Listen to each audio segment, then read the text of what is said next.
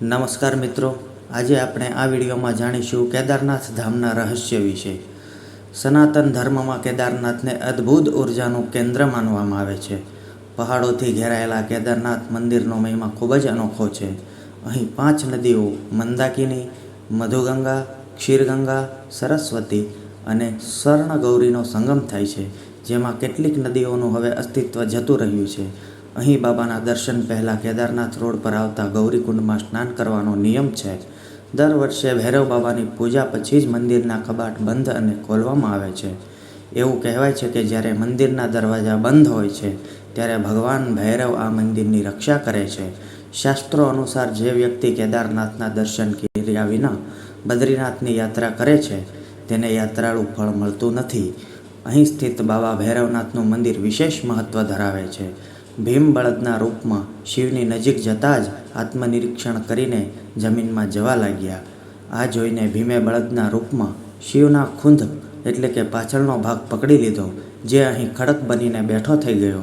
એટલા માટે કેદારનાથ ધામમાં ભગવાન શંકરના પાછળના ભાગની પૂજા કરવામાં આવે છે અને નેપાળમાં સ્થિત પશુપતિનાથ મંદિરમાં આગળના ભાગની પૂજા કરવામાં આવે છે। સતયુગમાં નર અને નારાયણ ઋષિએ અહીં ભગવાન શંકરની તપસ્યા કરી હતી।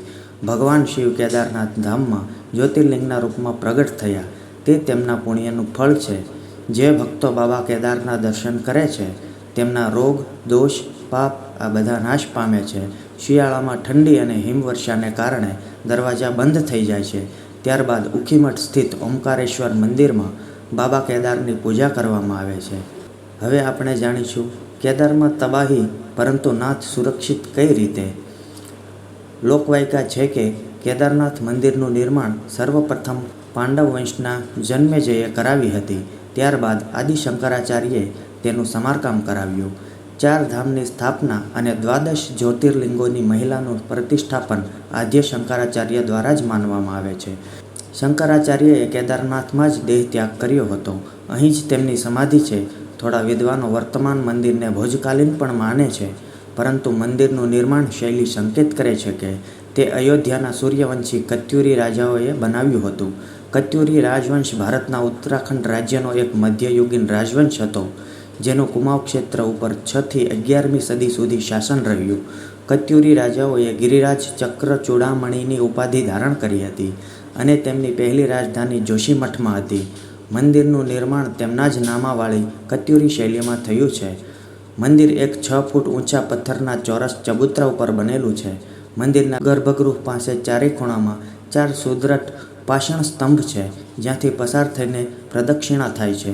સભા મંડપ વિશાળ અને ભવ્ય છે। તેની છત 4 વિશાળ પાષાણ સ્તંભ ઉપર ટકેલી છે અને એક જ પથ્થરની બનેલી છે। ગવાક્ષોમાં 8 પુરુષ પ્રમાણ પ્રતિમા છે, જે ખૂબ જ કળાત્મક છે। મંદિર 85 ફૂટ ઊંચું અને 187 ફૂટ લાંબુ અને 80 ફૂટ પહોળું છે। તેની દિવાલ 12 ફૂટ મોટી છે અને ખૂબ જ મજબૂત પથ્થરોથી બનાવવામાં આવી છે। મુખ્ય ભાગ મંડપ અને ગર્ભગૃહના ચારેય તરફ પ્રદક્ષિણા પથ છે। બહાર ફળિયામાં નંદી વિરાજમાન છે। મંદિરની મજબૂતીનો અંદાજો આ પથ્થરથી જ લગાવી શકાય છે કે લગભગ 1000 વર્ષ પ્રાચીન હોવા છતાં પણ વર્ષ 2013માં કેદાર ઘાટીમાં આવેલા પૂરમાં પણ તે અવિચલ રહ્યું। ત્યારે પૂરમાં હજારો લોકો વહી ગયા હતા અથવા ભૂસ્ખલનમાં માર્યા ગયા હતા અને સંપૂર્ણ કેદાર ઘાટી તબાહ થઈ ગઈ હતી, પરંતુ નાથ અને તેમનું ધામ ચમત્કારિક રૂપથી સુરક્ષિત બચી ગયું હતું। મંદિરની દિવાલો ઉપર આંશિક નુકસાન થયું હતું। જય ભોળેનાથ।